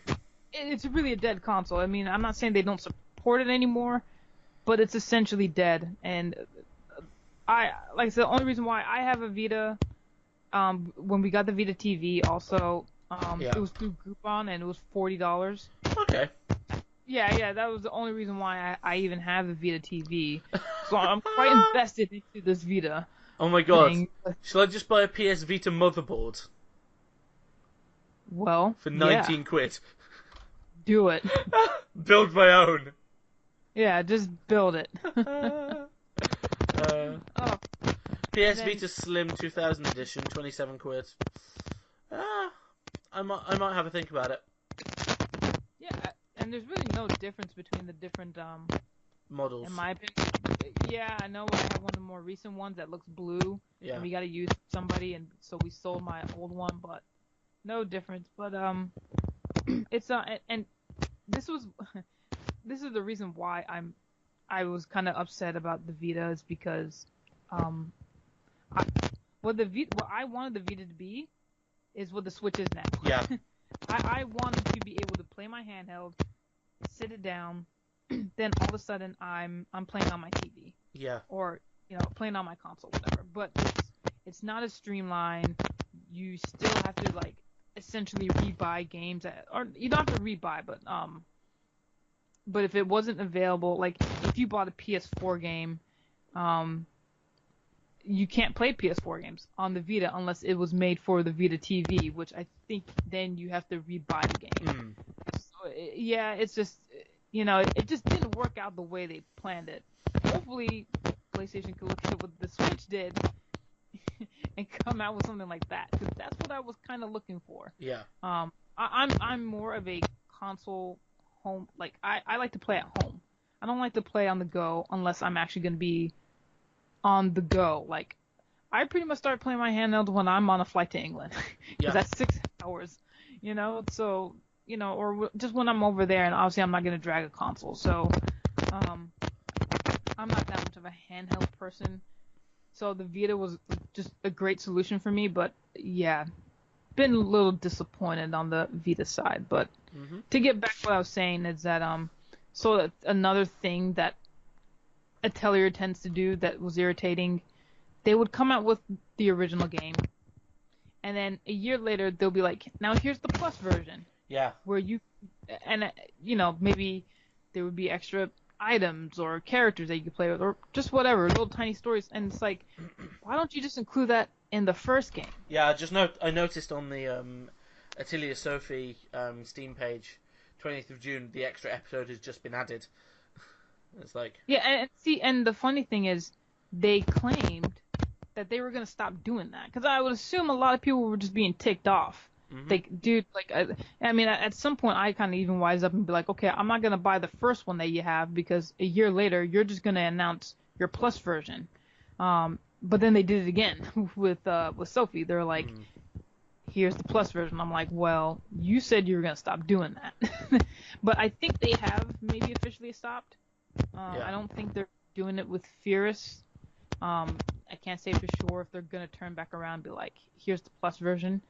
I haven't bought it yet. Like, I tend to buy them, like... later on. Yeah, just because they've just done that. Like, they've been doing that probably the Arlen series. And so it's just... and that is how I first got into it, was buying the plus editions. But then when I got into things like Shally and Escalage and Asia, I had no idea that was like a thing. Yeah. I didn't know it was like they released one game and then like a year later they go like, oh, here's the plus version. I'm like, I'm not spending all that money again, just to play a couple of extra perks. Make it a DLC or something, or if it's that, if you just want to add a couple of extra stuff, but I'm not buying a full price game again. So that's the only thing. But okay. Sophie, it's okay. I mean, I'm kind of liking it so far. Okay. Yeah, it's not bad. Only other game that I might have to put on the back burner, like I said, I'm trying to go through my backlog, is... have you heard of the game Siberia? Rings a bell. So, Siberia, the very first one, came out in 2001. It's a PC game, point and click, puzzle game. The main protagonist is Kate Walker. Okay. Even though I kind of started off with PlayStation games, at some point I would say that I also had quite a few PC games that I enjoyed playing. Siberia was one of them. Yeah. Siberia is like, and at the time that it came out, it's like, of course PC games, they were just really ahead of their time and fantastic. So this game, it was like just going on a journey. It was fantastic. Loved all the animation. The graphics were great. Story, I still think Siberia 1 had just the best story. And they're on Steam. They're actually also on original Xbox, I think. I think they're on the original Xbox 360. Okay. Things like that. So. Found it. Yeah, found it, right? Yep. So now they're... Oh my god, that's a studio that I've not heard anything from in forever. It's, French studio. And, I mean, really just gorgeous games. So they came out with Siberia 3 this year. Yeah. They did say that they were going to bring that to the Nintendo Switch. Turns out it was Siberia 1. I don't know if they intend on bringing 2 and 3 on there. My impression was that they were going to bring Siberia 3 on the Nintendo, because I wouldn't mind playing on Joy-Con controllers, and I'll tell you why. And this is what threw me. These people are just amazing when they make games. So it's not really anymore like a point-and-click game. So let's say, for example, you've got this radio box, and it's got screws in it, and you need to unscrew the screws. Yeah. Instead of a typical point-and-click where you are literally clicking the menu to get your screwdriver and then clicking the screwdriver to click to the box to make sure you unscrew the screw, now you physically have to move your mouse as almost as if you're actually turning a screwdriver to unscrew. Yeah, I mean, now it's really interactive, and you have to actually take your mouse, maybe put it to the far corners of your screen to actually rotate the camera so you can see around you. Because I was stuck on the very first puzzle, and I'm like, how am I stuck? And I don't understand this. And I see that, I looked up a video, and I'm like, this person was rotating the camera. How the heck did they do that? And when I moved my mouse all the way to the edge of the screen, I was like, whoa, I'm moving almost as if it actually would have made a great VR game, to tell you the truth. But it was, now they've just made it more interactive, where, okay, it's no longer just me pointing and clicking, which were the first two games, and probably for, most point-and-click games. Now it's me actually moving the mouse in a circular motion, or, when I had to pull a drawer, I was still in the habit of just clicking, but I actually had to physically take my mouse and drag it down, like I'm pulling a drawer, and I'm like, that's pretty awesome.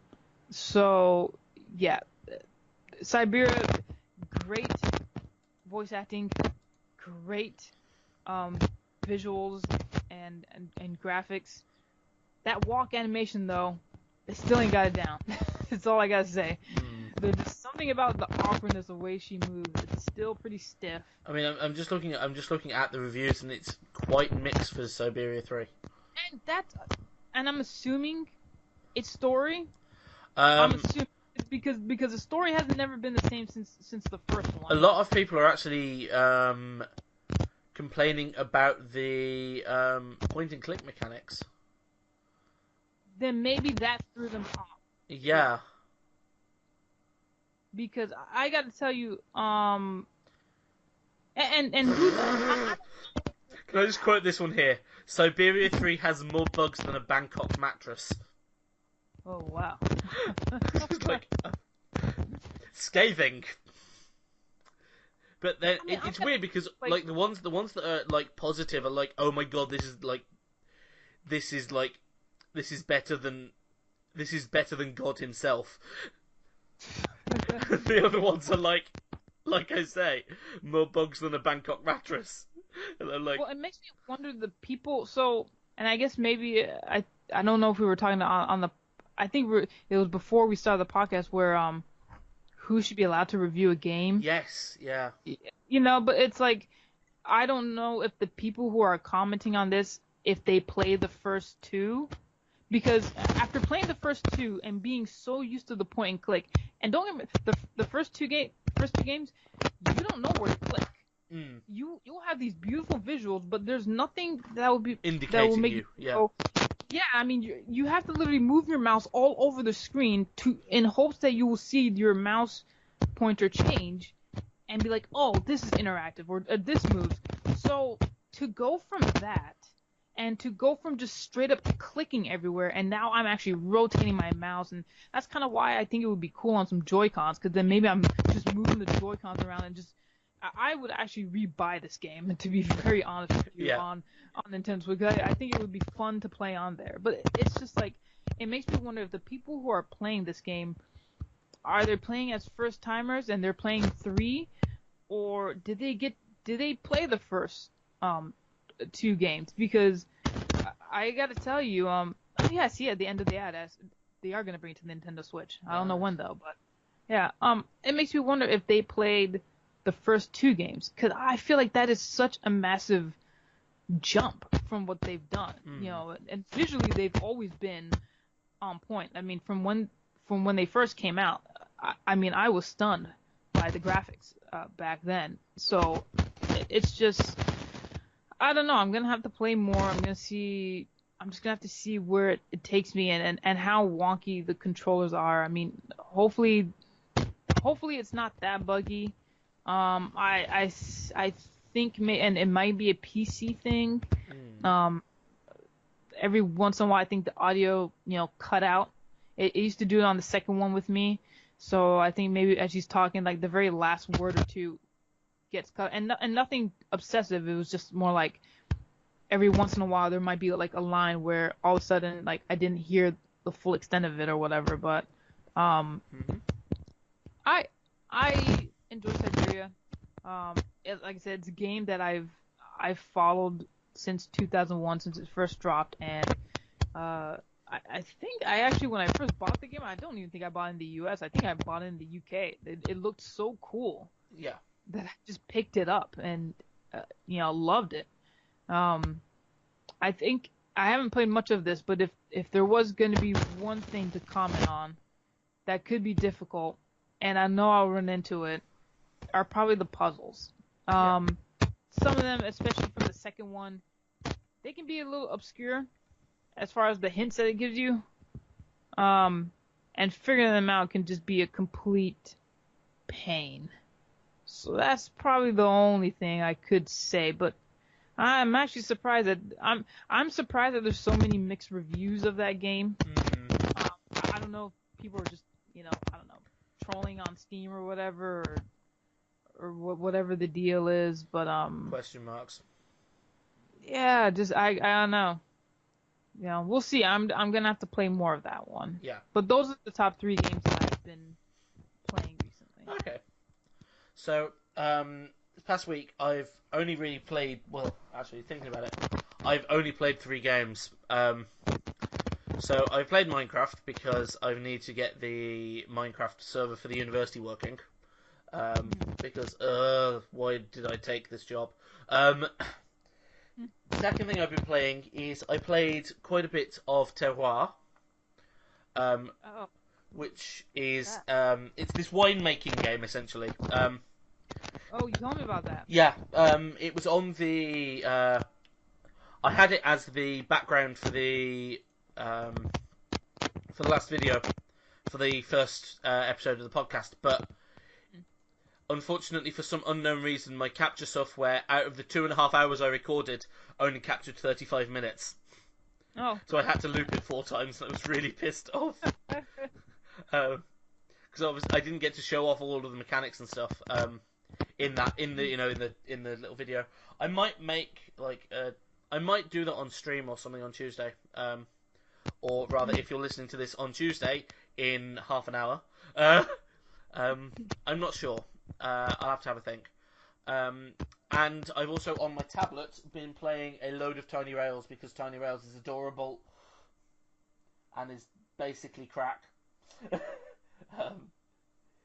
Tiny Rails is my favourite thing. I love Tiny Rails so much. The things I want to play this week, so I want to check out Placement, which is this chess puzzle game that you put on the.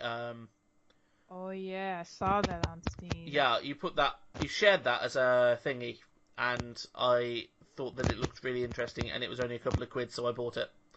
So I definitely want to try that out and see where that goes. I want to try, I want to play some tracks because, yes, hello, my entire childhood. We all want to relive our childhood. Yeah. And on that same theme, Roller Coaster Tycoon Classic. Yeah. I remember playing that game. I remember playing the original Roller Coaster Tycoon on my Xbox, and it was one of my favourite things. And then I got Roller Coaster Tycoon 1, 2, and 3 on PC. It's a Sims game, right? Yeah, it's a strategy simulation management. But it's from like the Sims people or whatever, I think. It's not Will Wright. It's Chris Sawyer. Same sort of people though. Like, okay. I'm pretty sure they worked together at some point. Okay. So like when I was a kid, like I said, I was for a while into some PC gaming, and one of the games I used to be into were things like, you know, like The Sims. Yeah. And a couple of the tycoon games, and like, you know, the Sim City or whatever, blah Yeah. blah blah. I think out of frustration and because I felt like they were just sort of grabbing my money, I totally downloaded some for free. Yeah. I don't do that anymore though. I'm definitely one of those gamers that, you know, I will pay for my game. Yeah. Gladly will. But it's just so yeah, especially like Sims games. Yeah. I mean, especially The Sims. I felt like they always did these expansion packs. yeah. And it just got so irritating. So when it comes to The Sims, I bought all of the expansion and all of the stuff packs, apart from Katy Perry's Sweet Treats. This is for Sims 3, which was my first proper Sims game. I played The Sims 2 a little bit, but my PC couldn't handle it, so it was like I couldn't really play it at like one frame per year. So The Sims 3 was my first proper Sims game, apart from The Sims Busting Out, which was on Xbox. First proper Sims game, Sims 3, and I bought all of the expansion packs apart from Katy Perry's Sweet Treats because fuck that shit. I'm not paying 30 quid for a lollipop, essentially.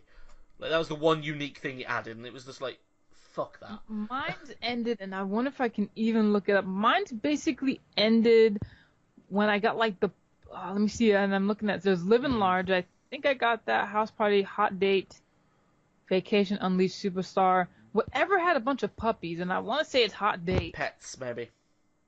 Oh, yeah, or maybe, or something like that. I was just like, and it was one of the things where, like, I was a kid, so it's like, I didn't understand. I thought it was just like, yeah, you're right here, I see it, pets. I thought it was one of those things where, you know, oh, hey, they come up with Sims 1. Hey, that's a cool game. Oh, hey, Sims 2, and get this expansion pack for it. I'm like, oh, cool. And then the next year it's like, get another expansion pack. I'm like, all right, cool. And like, another expansion pack. And I'm like, okay, how many expansion packs are you going to do?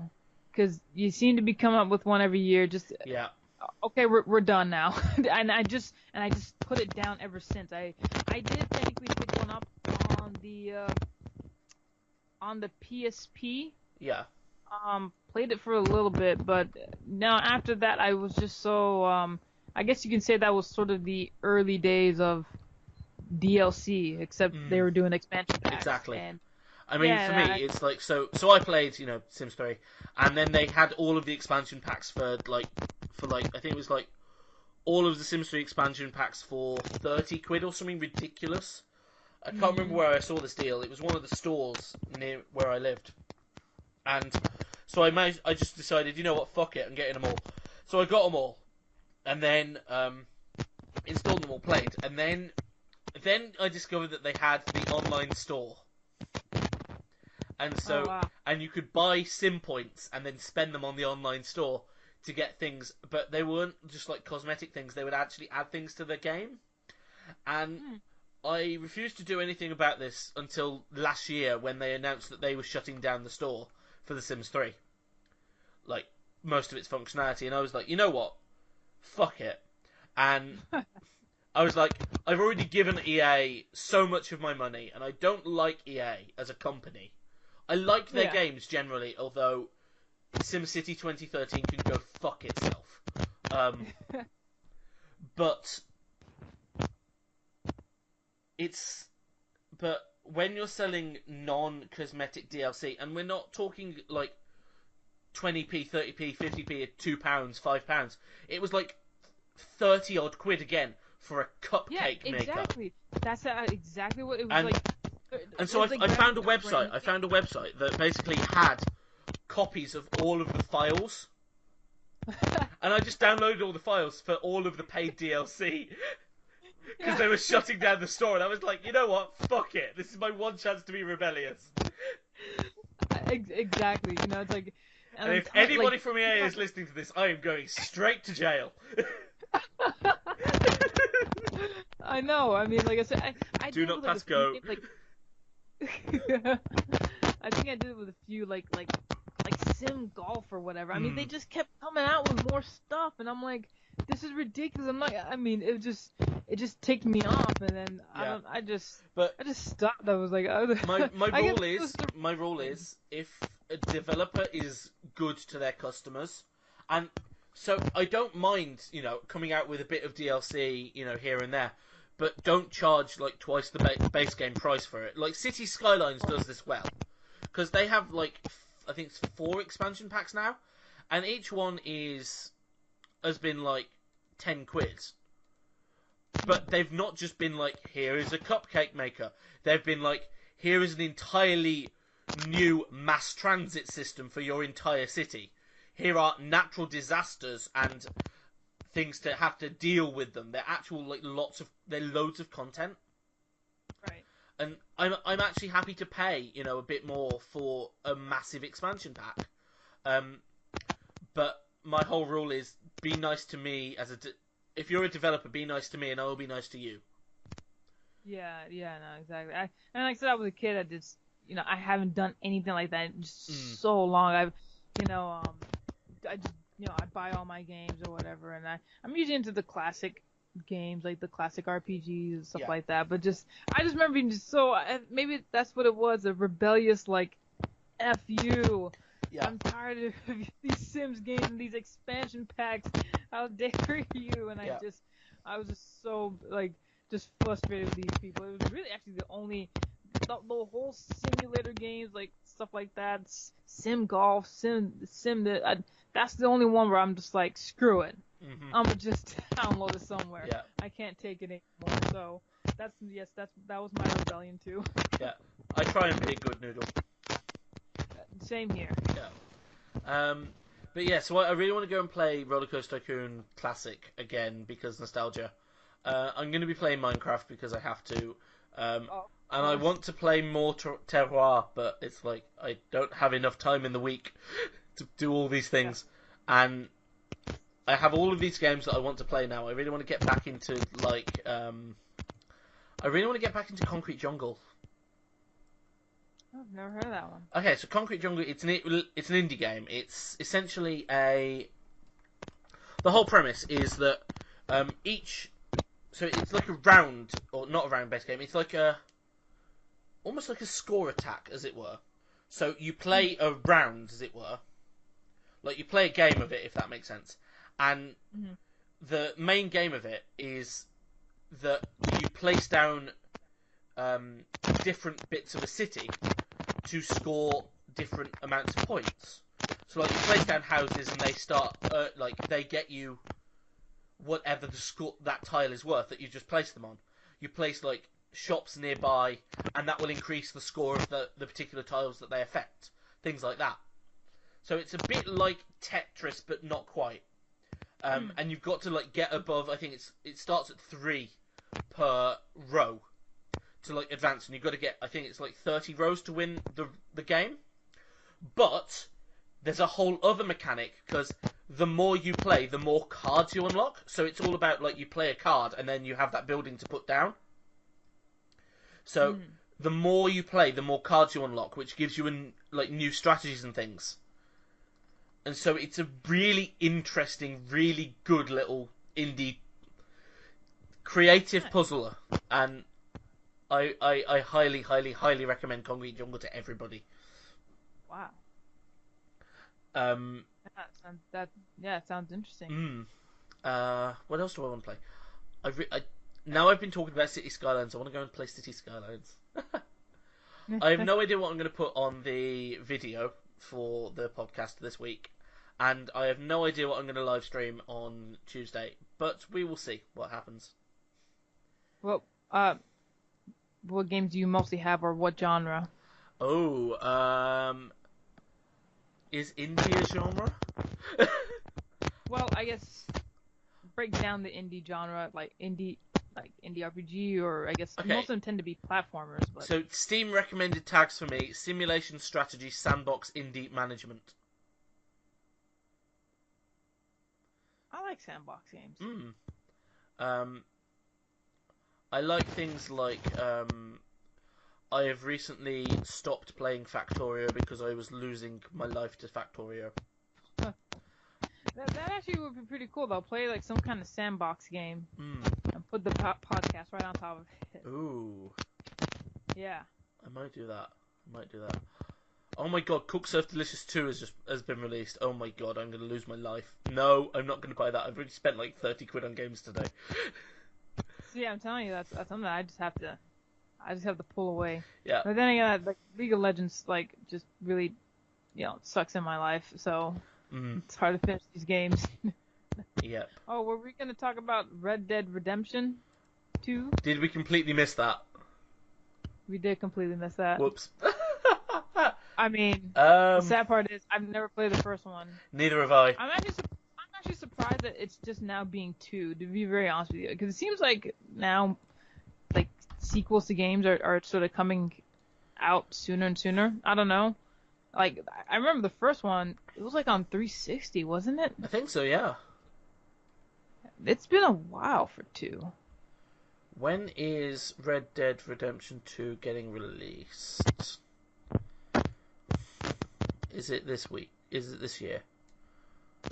I think it was next year. We have a news article on it too. Just jumping through. Yeah, I think it's next year. Yeah, spring of 2018. Well, tune in spring in 2018, and we will talk about Red Dead Redemption 2. Well, yeah. We'll be back 2018 to talk about Red Dead Redemption. And we will be back 2018 because we will be still going. Yes, definitely. I'm gonna make that happen this year. Well, then I will probably see you. Maybe we should always do this as a weekly thing for especially talk about social media. Ooh.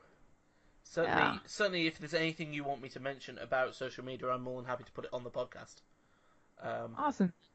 Yeah. Yeah. It's like I'll have to. We'll have to see how things go. Podcast is still very much in its season 2. What the fuck do I do? Yeah. Stages right now. Yeah, we're still figuring that out. Yeah, I mean, like I said, it took me 8.5 hours to edit the last one, so. Oh man. I think this one's going to be easier though.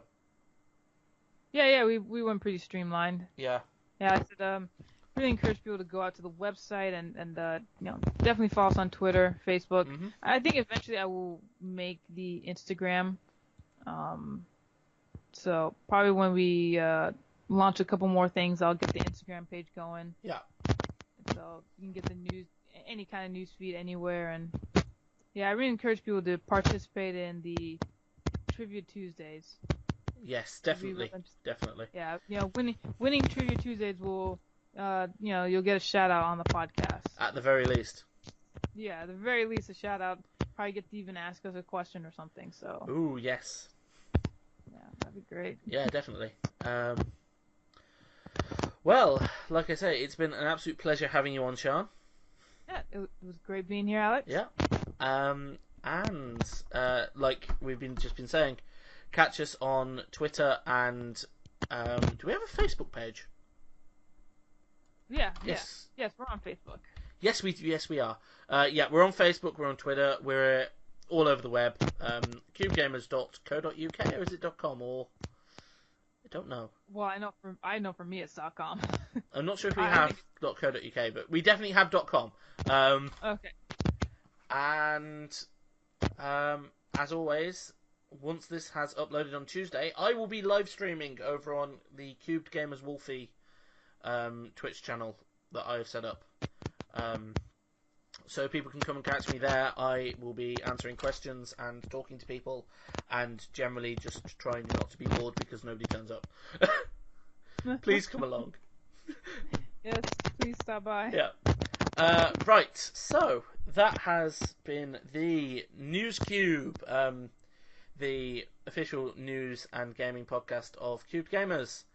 I've been Wolfie, she has been Sean, and we shall see you next time. Alright, next Tuesday. Woo.